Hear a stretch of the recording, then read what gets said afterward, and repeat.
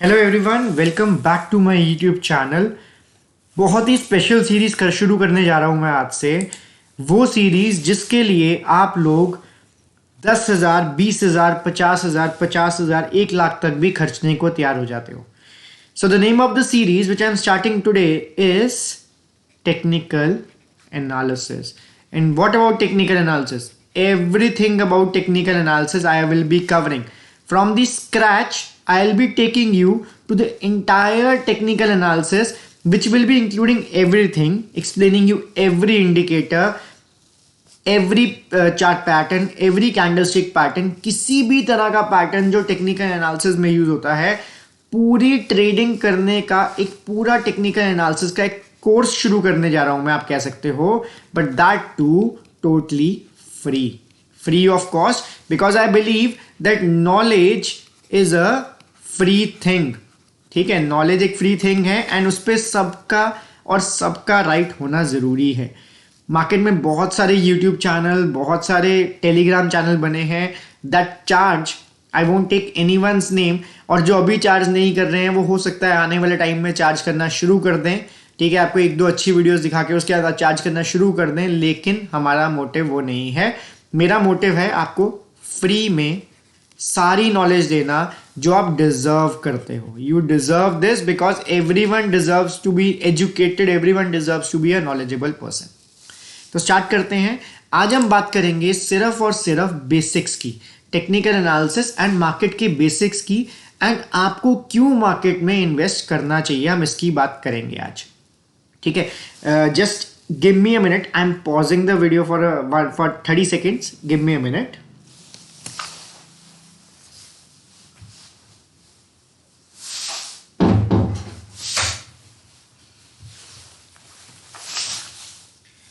Yes, I am back. Sorry, there was a disturbance. हम बात करेंगे आज टेक्निकल एनालिसिस के बेसिस की, टेक्निकल एनालिसिस कैसे काम करता है उसकी, एंड टेक्निकल एनालिसिस हमें क्यों ज़रूरी है एंड इससे ये कैसे इंट्रोड्यूस हुआ था. एंड मोस्ट इंपॉर्टेंटली मैं आपसे आज बात करूंगा कि हमें मार्केट में ट्रेड एंड इन्वेस्ट क्यों करना होता है विद लॉजिक्स. सो आप अपनी स्क्रीन पे सामने देख सकते हैं द टेक्निकल एनालिसिस. मैं इसको थोड़ा बड़ा कर देता हूँ, स्लाइड शो बड़ा करते हैं इसको, स्लाइड शो. या आप अपनी स्क्रीन पे देख सकते हैं बहुत clearly that stock market is a place for aspirants. ठीक है, it is a serious business. पहले तो जो लोग मार्केट में न्यू हैं वो ये चीज अपने दिमाग से निकाल दो that it is a Gamble. It is not a gamble. It is not a gamble. ये जुआ नहीं है. ठीक है, इसमें बिल्कुल भी अगर आप पैसा बिजनेस की तरह लगाओगे एंड इसे बिजनेस की तरह ट्रीट करोगे, then it will reward you back. It will reward you back for sure. ठीक है, आपको रिवॉर्ड करेगी वापस. ठीक है, तो पहले तो ये ध्यान में रखना है कि मार्केट एक ऐसी प्लेस है जहां से आप पैसा कमा सकते हो एंड ये आपको पैसा कमा के देगी अगर आप इसे बिजनेस की तरह ट्रीट करोगे. रिस्क हर एक बिजनेस में होता है, सेम वे स्टॉक मार्केट में भी रिस्क होता है. ठीक है, आगे चलते हैं, समझते हैं टेक्निकल एनालिसिस के बारे में और ज़्यादा. सबसे पहले तो अगर मैं आपको मार्केट के बारे में बताना शुरू करूं तो आपको मेरे बारे में पता होना बहुत ज़रूरी है, बिकॉज अगर आप मुझ पर ट्रस्ट कर पाओगे तभी आप आगे चल पाओगे, तभी आप कुछ सीख पाओगे. सो ये स्लाइड मैंने स्पेसिफिकली डाली है इसके अंदर that why I started technical analysis. For the very beginners जिनको कुछ नहीं पता टेक्निकल एनालिसिस में, मुझे भी नहीं पता था आज से 4-5 साल पहले, I saw my friend using technical analysis. उन्होंने कोई चार्ट्स खोले हुए थे उस समय जिसे हम कैंडलस्टिक चार्ट्स कहते हैं, and he was looking at that chart and analyzing that chart regularly. I asked him out of curiosity that what are you doing? He said कि ये एक लेवल है भाई, इस लेवल से प्राइस ऊपर चले जाएगा. मैं कहा ऐसा थोड़ा हो सकता है यार कि ये लेवल पे टच करेगा और प्राइस ऊपर चले जाएगा. अगर ऐसा हर कोई देखने लग गया तो everyone will be super rich. वो कहता चले जाएगा ऊपर. I didn't believe that. But 1-2 दिन बाद जब I again had a discussion, उससे मुझे स्क्रीनशॉट शेयर किए and I was amazed to see that yes, technical analysis made that level important and price वहां से ऊपर चला गया. It gave me more curiosity to learn ये ऐसा हुआ कैसे, why. मेरे दिमाग में आया why, ये आपके दिमाग में भी आना चाहिए अगर आप बिगिनर हो, that why प्राइस वहां से चलना शुरू हुआ. अगर आपके दिमाग में वाई आ गया इस समय, मेरे दिमाग में जो आया था, तो हम चलते हैं आगे। ठीक है, आगे चलते हैं, समझते हैं आगे। आज हम सिर्फ बेसिक्स करेंगे, आपके सिर से बाउंसर नहीं जानी चाहिए। ठीक है, अब हम बात करते हैं how to earn money in stock market. ये आप जब पूरा कोर्स कर लोगे टेक्निकल एनालिसिस का, जो मैं आप लोगों को बिल्कुल फ्री में करवा रहा हूँ, ठीक है, बिल्कुल फ्री करवा रहा हूँ, तब आप सीख जाओगे कि मार्केट से पैसा कैसे कमाना है। And that it is the ultimate objective. किसी का भी अल्टीमेट ऑब्जेक्टिव मार्केट में आने का यही होता है, that how to earn money. And I will be sharing you with you my entire setup by the end of the series and in between also। ठीक है, तो सीरीज को पूरा देखेंगे, पता नहीं कितनी वीडियोस बनेंगी, but I will make sure कि मैं सीरीज को टोटली कंप्लीट करूं। ठीक है, आगे चलते हैं। सबसे पहले टेक्निकल एनालिसिस शुरू करने से पहले हमें कुछ मिथ्स हैं जो लोगों के दिमाग में होते हैं। मिथ्स होते हैं भूलेखे या कुछ रॉन्ग थिंकिंग्स हैं जो हमें हटानी चाहिए। अगर आपको पता है कि वो कौन सी मिथ्स हैं, वीडियो को पॉज करो एंड कमेंट्स में लिखो what are the myths you think there are. ठीक है, मैं अगर आपको बताऊं कि मेरे अकॉर्डिंग वो मिथ्स कौन से हैं, तो ये वो 3 मिथ्स हैं जो लोगों को लगता है कि आप के दिमाग में बैठे हैं। यही वो चीज़ें जो होती हैं। Only a finance professional can trade invest, this is not, though I am a chartered accountant, but that does not say that I only can do it. You are listening to it, you can also do it. Anyone else who is listening to it, every one of you, yes you can do it. So ये दिमाग से निकाल दो कि finance professionally technical analysis कर सकता है, finance professionally investment trade कर सकता है, ऐसा बिल्कुल भी नहीं है। And this I will prove to you. ठीक है, द नेक्स्ट मिथ है जो लोगों को गलत फहमी है, वो है you need huge income to invest. कुछ लोगों को मैंने कहता सुना है कि यार हम स्टॉक मार्केट में क्या पैसा लगाएंगे, हमारे पास तो ह्यूज इनकम ही नहीं है, ये बड़े बंदों की गेम है। ऐसा नहीं है, ये उन बंदों की गेम है जो सेविंग में ह्यूज हैं। ध्यान से सुनना, सपोज आप 2 लोग हो, एक लोग कमाते हैं 50K per month and the other one earns 100K per month, means 1 lakh per month. ये जो पहला बंदा है ही saves 20K per month, and जो दूसरा बंदा है इसको घूमने फिरने का, खाने पीने का बहुत शौक है, ही only saves 15K per month. ये सारी की सारी सेविंग अपनी स्टॉक मार्केट में लगाता है एंड ये भी सारी की सारी सेविंग अपनी स्टॉक मार्केट में लगाता है। At the end of like 5 years अगर दोनों same rate of return, same ROI पे काम कर रहे हैं, तो किसके पास ज्यादा पैसे होंगे? क्या इस अमीर बंदे के पास, क्या ह्यूज इनकम वाले के पास? The answer is no. उस बंदे के पास जो अपनी सेविंग को अपनी मेंटेन कर पाएगा। अगर आप अच्छे से सेव कर पा रहे हो तो आप पैसा कमा सकते हो मार्केट से। द थर्ड मिथ है that stock market is a Gamble. ठीक है, ये एक मिथ है लोगों के, उसमें मैं आपको ऑलरेडी क्लियर कर चुका हूं that stock market is not a gamble. जुआ नहीं है। वो लोग स्टॉक मार्केट को गैम्बल कहते हैं जो रिस्क मैनेजमेंट को नहीं जानते हैं। ठीक है, so risk management is the answer. अगर आप एक ही साथ, आपके पास 1 लाख रुपए हैं एंड आप 1 लाख के 1 लाख एक ही शेयर में लगा देते हो, यू डोंट डाइवर्सिफाई,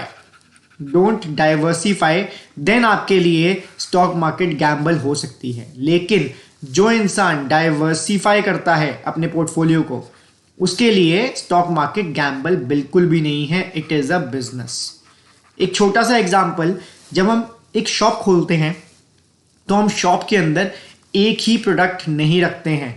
अगर हमारे पास एक कन्फेक्शनरी की शॉप है, खाने पीने की शॉप है, तो we have toffees also, we have chewing gums also, we have biscuits also, we have chips also, so we diversify our investment. Then why not in stock market?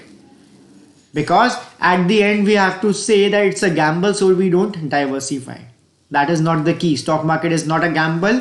Risk management is the answer. Risk को कैसे manage करना है, this is the answer. आगे चलते हैं। ठीक है, ये थी कुछ मिथ्स जो हमने बस्ट कर दी हैं एंड आपके दिमाग में नहीं होनी चाहिए। उसके बाद चलते हैं very important question. Technical analysis हम सीखने तो जा रहे हैं, लेकिन हमें वाई इन्वेस्ट या ट्रेड करना चाहिए, ये आंसर पूछना बहुत जरूरी है। क्या जरूरी है? एफडी से इंटरेस्ट आ तो रहा है, क्यों करना है इन्वेस्ट? क्यों करना है स्टॉक मार्केट में इन्वेस्ट, क्यों हमें ट्रेडिंग जरूरी है, क्या एफडी सफिशिएंट नहीं है, क्या आरडी सफिशिएंट नहीं है, क्या सेविंग बैंक का इंटरेस्ट सफिशिएंट नहीं है, ये क्वेश्चंस का आंसर मैं आपको देने वाला हूं अभी। तो हमें क्यों करना चाहिए and with logics, with proper calculations. मेहनत की है इस वीडियो को बनाने के लिए, ध्यान से सुनना। सबसे पहले तो फॉर योर मोटिवेशन, आप सब लोग जिसने मार्केट को अभी शुरू किया है या वो पहली बार मार्केट के बारे में सुन रहा है, ये एक बहुत बड़ी शख्सियत है हमारे इंडिया के अंदर। इन्हें वॉरेन बफे ऑफ इंडिया कहा जाता है। His name is Rakesh Jhunjhunwala. अगर हम इनके प्रोफेशन की बात करें तो same like me he is also a chartered accountant, जिनकी नेटवर्थ है इस समय 42763 करोड़, 42763 और उसके आगे करोड़। आप सारी उम्र लगा दो तो गिन नहीं पाओगे। You need machines to count. So target ऐसे कुछ बड़े बड़े होने चाहिए कि पैसा कमाने के लिए मशीन्स की जरूरत हो, हाथों से गिने ना जा सके। ठीक है, so let's take an example. मैं आपको सीधा एग्जांपल पे लेके चलता हूं, बहुत बढ़िया एग्जांपल पे आपको दिखाता हूं। खोलते हैं एग्जांपल को, let us open this example. खुलवा एक सेकेंड एक्सेल शीट। या सो हम अज्यूम करते हैं कि आप सिर्फ मैं आपको बताता हूं, एक सेकेंड मैं चेक कर लूँ भाई रिकॉर्डिंग हो रही है कि नहीं हो रही। Yes, it is being recorded. हम अज्यूम करते हैं that you are earning only 3,60,000 in a year. हम सिंपल कैलकुलेशन रखेंगे। I assume that you earn only 3,60,000 in a year. Your total income is 3.60। Out of that you spend 240 every year and you save 10,000 per month, that is 1,20,000 in a year. Second assumption हमारी ये रहेगी कि जो हमारा expenditure है वो 8% हर साल से बढ़ रहा है। 8% किसका? अगर इन्फ्लेशन होगी तो वी आर अज्यूमिंग 8% इन्फ्लेशन, हर साल 8% महंगाई बढ़ रही है। एंड हम ये भी अज्यूम करके चल रहे हैं कि आपकी इनकम 10% से हर साल बढ़ रही है। ठीक है, अगर आप इन्वेस्ट नहीं करते हो तो ये नॉर्मल सिनारियो है। मैंने इसको कैलकुलेट किया कि अगर आप कहीं भी इन्वेस्ट नहीं करते और अपना जो 1,20,000 आप सेव कर रहे हो, इन्हें आप सेविंग बैंक्स में रख रहे हो, एसबी में रख रहे हो, सेविंग बैंक्स में रख रहे हो, तो आप अगर ये हम सेविंग देखते जाएं, हमारी ये सेविंग बढ़ती जाएगी। बिकॉज जो हम पहले साल 3,60,000 कमाते थे प्लस 10% करके we will be earning 396, then plus 10% करके we will be earning this much. तो ये हमारी टोटल सेविंग है in 20 years. How much is the total saving? Total saving in 20 years comes out to be 96 lakhs। ये assumption इसमें ये है कि हम मार्केट के अंदर पैसा नहीं लगा रहे हैं, जो भी पैसा हम सेव कर रहे हैं वो बैंक्स में रख रहे हैं। So we will be saving by our retirement age. अगर हम सारे अभी 40 ईयर्स के हैं तो by our retirement age we will be saving 96 rupees. By 60 years we will be saving 96 lakh rupees. अगर हम इसी रेट पे जैसे हम स्पेंड कर रहे हैं, महंगाई बढ़ती जा रही है, अगर हम इसी रेट पे इस 96 लाख रुपीस को स्पेंड करें आने वाले सालों में, तो हम कितने साल तक इसे स्पेंड कर पाएंगे? The answer is only and only 7 years. अगर आप इसे स्पेंड करो तो आप देख सकते हो कि 7 सालों में आपके 96 लाख कवर हो जाएंगे। And by the end of 8th year you will be in a deficit. 3 lakh रुपए के आप डेफिसिट में पहुंच जाओगे। आप देख सकते हो यहाँ पे मैंने 7 सालों को 8% इन्फ्लेशन मानते हुए, जो हमने 20 सालों से हम देखते आ रहे हैं, उनको अगर मैं 7 सालों में डिवाइड करूं तो 8वें साल में 3 लाख रुपीस हमारे पास शॉर्ट पड़ जाएंगे। तो क्या हमने सारी उम्र जो सेविंग की उसको हमने 7 साल चलाने के लिए की सिर्फ? क्या हम ये मान के चलते हैं कि 7 ईयर्स बाद हम नहीं रहेंगे? This is a bitter truth, but we need to accept that हमारी सेविंग जो हम सारे साल कर रहे हैं और सेविंग बैंक में रख रहे हैं, वो हम 7 साल भी नहीं चला पाएंगे। अगर हम मान के चलते हैं कि हम रिटायरमेंट के बाद अपनी एक्सपेंडिचर को कम कर देंगे, तब भी maximum 10 years. Then you have other things also, बच्चों की शादी, गाड़ी लेना, घर लेना, उन सब को आप 96 लाख में मैनेज नहीं कर सकते हो। अब हम मान के चलते हैं कि आप इस जो आपने जो इन्वेस्टमेंट नहीं की थी, सेविंग में रखा था, हम मान के चलते हैं कि आप इस पैसे को 20 सालों के लिए हर साल एक रेट ऑफ इंटरेस्ट 15% पे इन्वेस्ट करते हो। This is the minimum return जो इजीली आप अच्छे से अचीव कर सकते हो with the help of fundamental and technical analysis. हम मान के चलते हैं कि आप इस पैसे को इन्वेस्ट या ट्रेड कर रहे हो on an annual return of 15%। तो अगर आपने आज 1,20,000 रुपये लगाए तो एक फॉर्मूला मैंने लगाया इसके अंदर कंपाउंडिंग का, आप यहां ऊपर देख सकते हो स्क्रीन पे, दैट अगर मैंने इस पैसे को लगाया for eight a rate of 1.15 for 20 years, मैंने यहाँ पे जो एरो लगाया दिस इज कंपाउंडिंग का फॉर्मूला, देन वो पहले साल का पैसा हमारा बन जाएगा। आप बड़े ध्यान से देखना यहाँ पर, वो पहले साल जो हमने 1,20,000 लगाया होगा वो 20 साल बाद बन जाएगा 19,63,000 पहले साल का।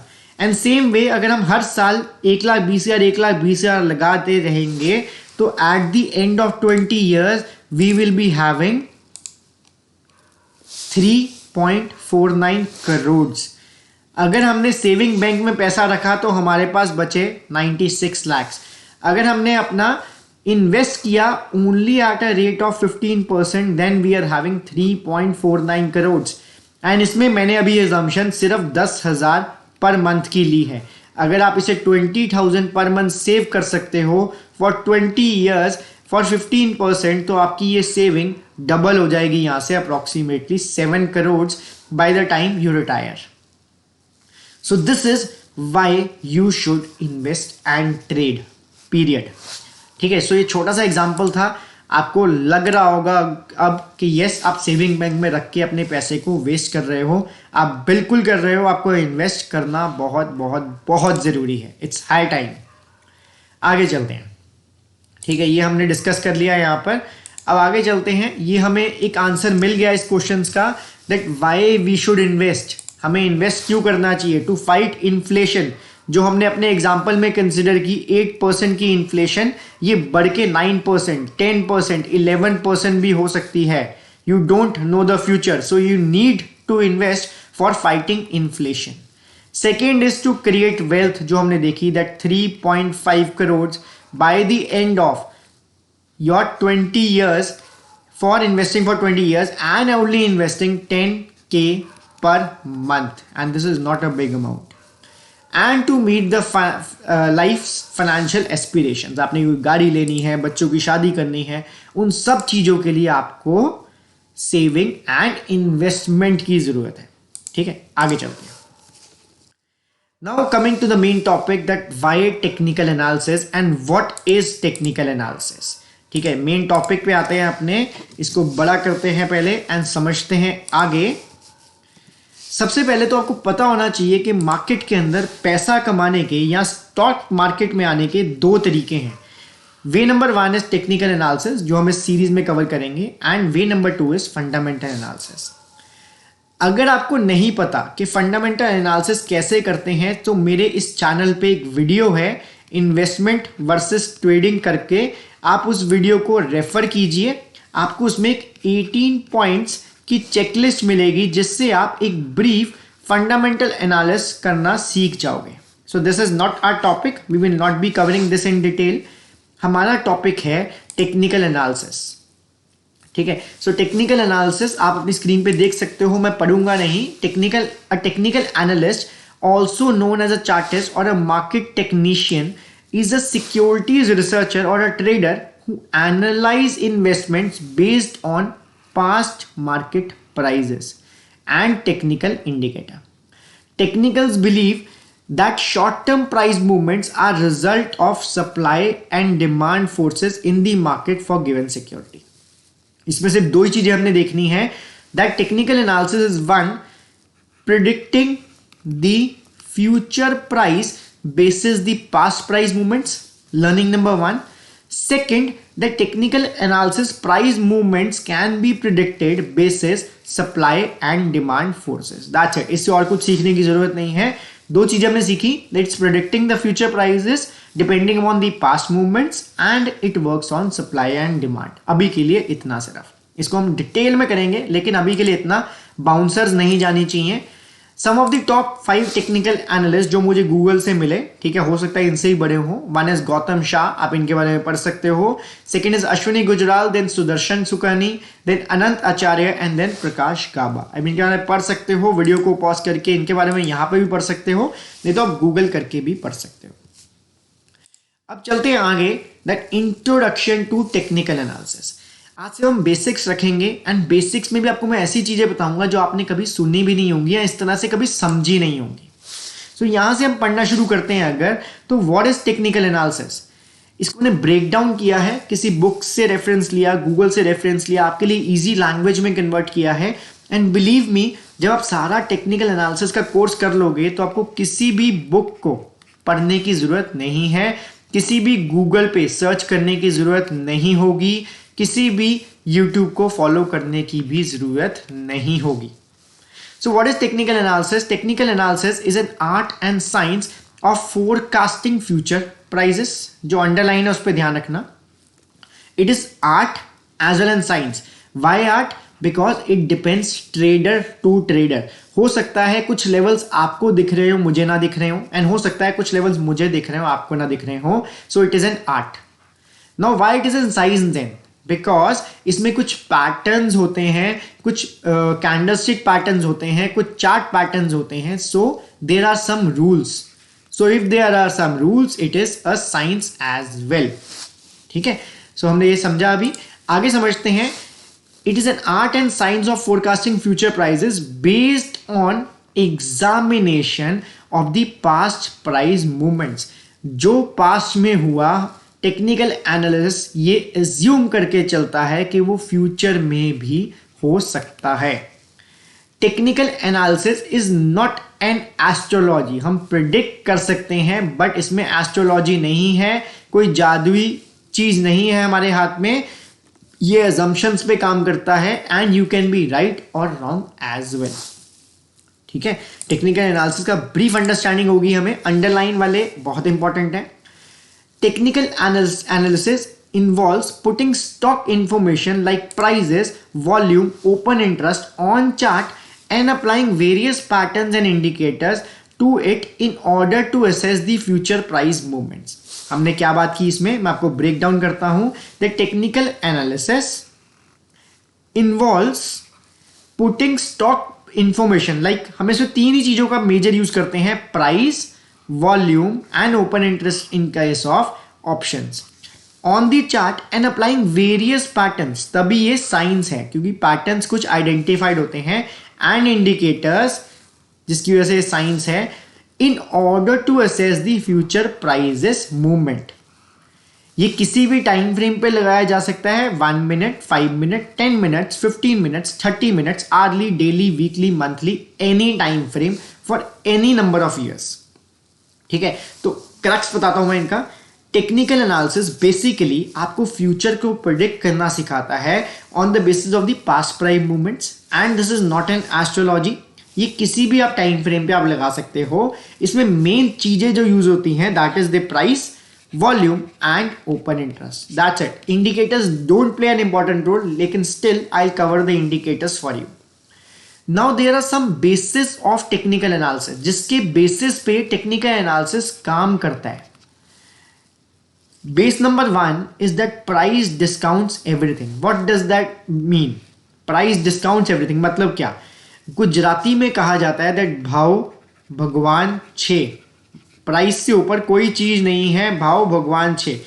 अगर एक कंपनी प्रॉफिट्स कमा रही है, अगर एक कंपनी प्रॉफिट्स कमा रही है, तो क्या उसके प्राइस में उसका अफेक्ट नहीं होगा? आंसर योरसेल्फ, बिल्कुल होगा। अगर एक कंपनी रेगुलरली प्रॉफिट्स कमा रही है, तो उसका रेगुलरली शेयर प्राइस बढ़ता जाएगा। सो means price includes everything, price discounts everything. अगर एक कंपनी रेगुलरली लॉसेस कमा रही है, तो लोगों को दिख रहा होगा एंड रेगुलरली शेयर का प्राइस कम होता जाएगा। This also means price discount everything. कुछ भी कंपनी में अच्छा बुरा जैसा मर्जी हो रहा है, प्राइस में उसकी सारी की सारी एडजस्टमेंट होती है। सो टेक्निकल एनालिसिस का बेस ही ये है, बिकॉज इसमें हम बैलेंस शीट, बिकॉज इसमें हम फाइनेंशियल्स रेफर नहीं करते हैं, तो हम मान के चलते हैं कि प्राइस में सब कुछ इंक्लूडेड है ऑलरेडी।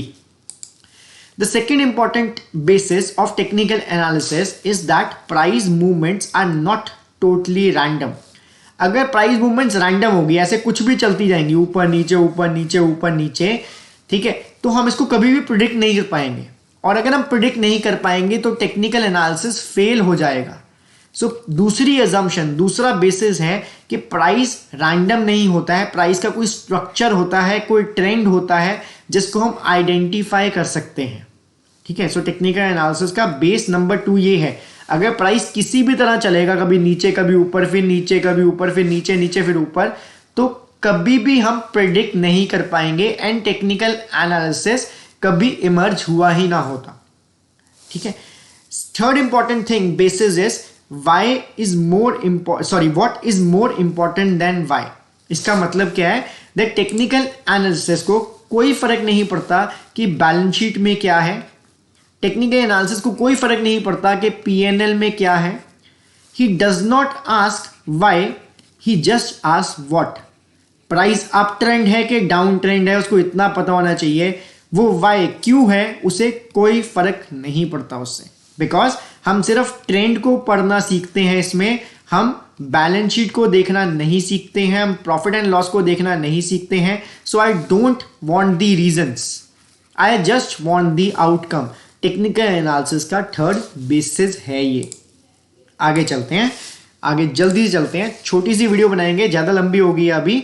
उसके बाद टेक्निकल एनालिसिस की कुछ एजम्पशन है, ये हम ऑलरेडी कवर कर चुके हैं, दैट प्राइस डिस्काउंट एवरीथिंग। अगर ये नहीं होगा तो टेक्निकल एनालिसिस भी नहीं होगा। प्राइस में उसका प्रॉफिट, उसका लॉस, उसका डिविडेंड, उसकी अर्निंग्स, उसके मैनेजमेंट का इफेक्ट, सब कुछ उसमें कवर है, उसके प्रोडक्ट्स का इफेक्ट, सब कुछ कवर्ड है प्राइस के अंदर। The market discounts everything, the price discounts everything. The second assumption जो हमने बेसिस में पढ़ी थी वो इसकी अजम्पशन भी है, that price moves in trend. अगर प्राइस एक पर्टिकुलर ट्रेंड में नहीं चलेगा तो हम उसको प्रिडिक्ट कैसे करेंगे। अगर प्राइस ऊपर जाएगा फिर नीचे आ जाएगा, फिर ऊपर जाएगा, फिर ऊपर ऊपर ऊपर जाएगा, फिर नीचे आ जाएगा, अगर हम इसको कोई ट्रेंड नहीं बनेगा तो हम उसको प्रिडिक्ट कैसे करेंगे। So price moves in a trend and history tends to repeat itself. जो पास्ट प्राइस मूवमेंट्स हुई हैं, जो पास्ट में हमें कुछ मूवमेंट्स देखने को मिली हैं, there are every possibility that future में भी सेम तरह की मूवमेंट्स हमें देखने को मिलेंगी। So these are 3 assumptions of technical analysis. ठीक है, अगर आपको कुछ नहीं समझ आ रहा रिवाइंड करके पूछना, अगर आपको रिवाइंड करके देखना, अगर आपको फिर भी कुछ समझ नहीं आता तो वीडियो को पॉज करके उसके कमेंट्स में आप डाल के समझ मेरे को पूछ लेना।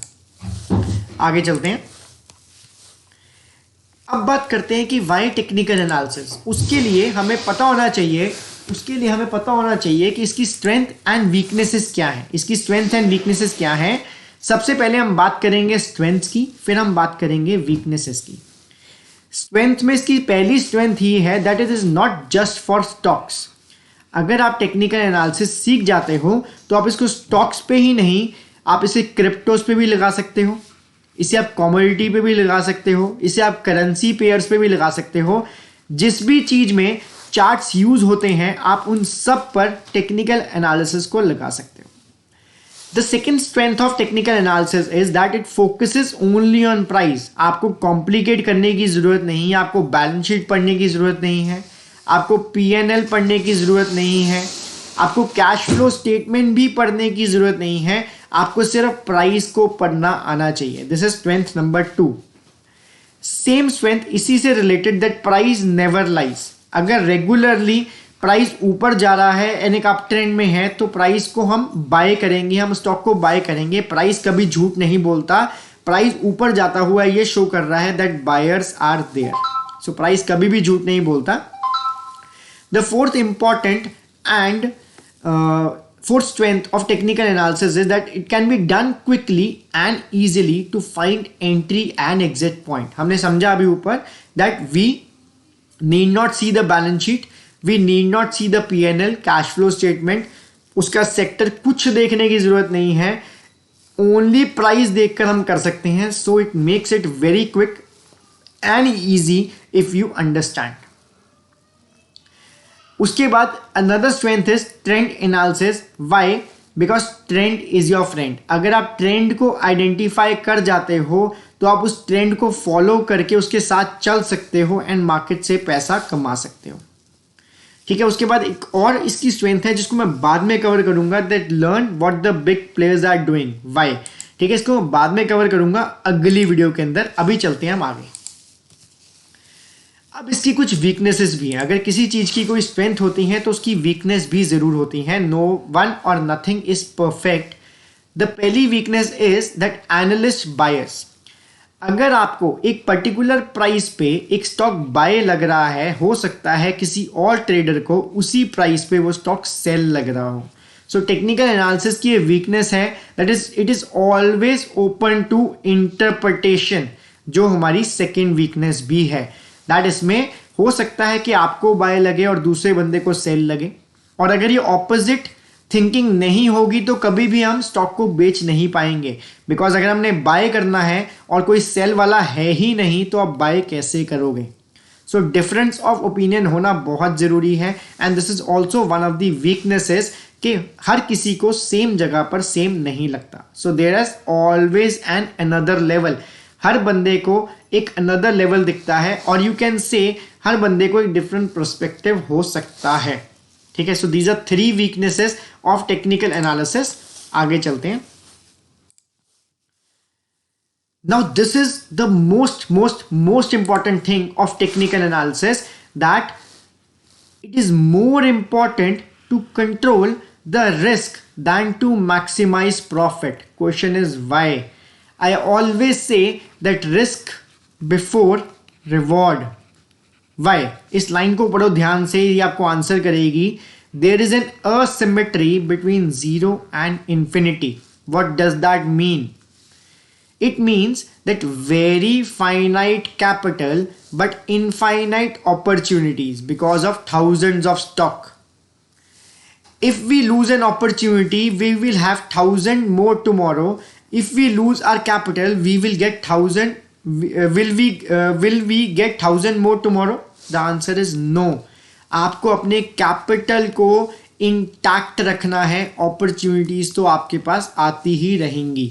ठीक है. So always remember that risk before reward. Risk management का भी एक सीरीज होगी इसके अंदर. रिस्क मैनेजमेंट का भी एक चैप्टर होगा जो मैं आपके साथ कवर करूंगा, and I will explain that how to manage your risk. ठीक है. सो हमने कभी भी अपने रिस्क को ज्यादा नहीं रखना रिवॉर्ड से. अगर मैं आपको क्रक्स बताऊं, दैट अगर हम ₹1 का रिस्क ले रहे हैं, then we always aim for minimum ₹2 का profit.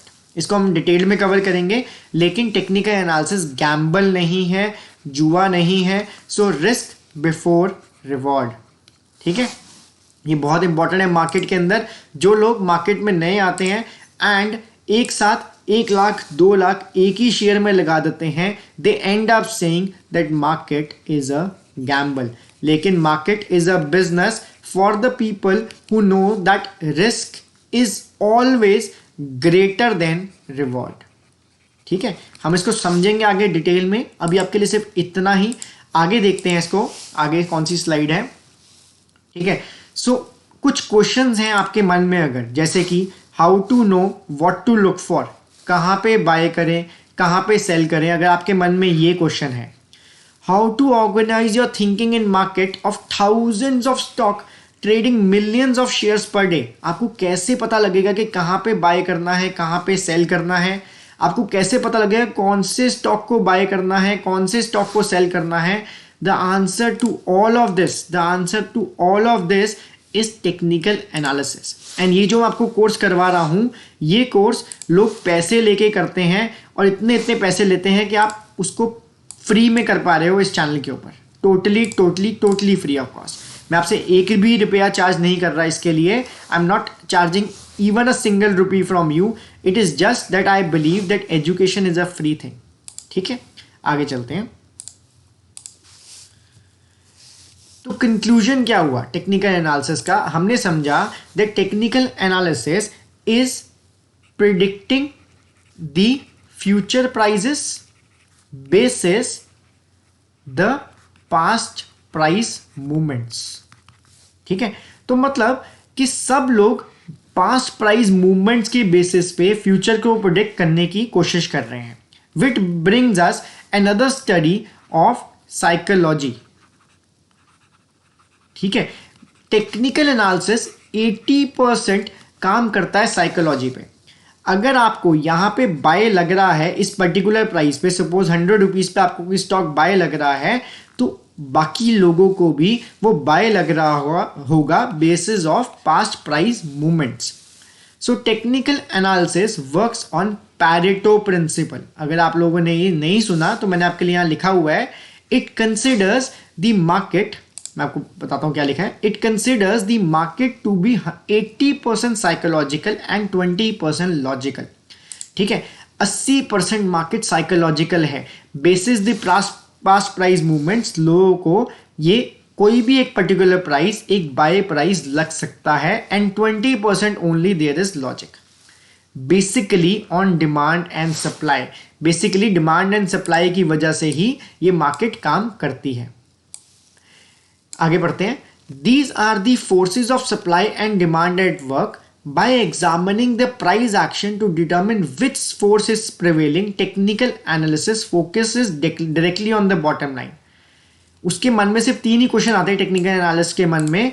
That what is the price, where has it been and where it is going. उसे कोई मतलब नहीं है बैलेंस शीट में क्या है, फाइनेंशियल में क्या है. उसे ये पता होना चाहिए कि प्राइस अभी क्या है. फॉर एग्जाम्पल 100 रुपीज है, कहाँ से आया है, पास्ट में क्या था, where it has been and where it is going. Past के बेसिस पे कहाँ को जा सकता है, क्या 110 जाएगा, क्या 120 जाएगा. टेक्निकल एनालिसिस इतना ही सोचता है. Even though some principles and rules of technical analysis are universally applicable, it must be remembered that technical analysis is more of an art, because हर बंदे की thinking different हो सकती है than a science. So it is more of an art than a science. As an art form, it is a subject to interpretation. मैंने आपको already बताया कि क्योंकि ये आर्ट है तो this is open to interpretation.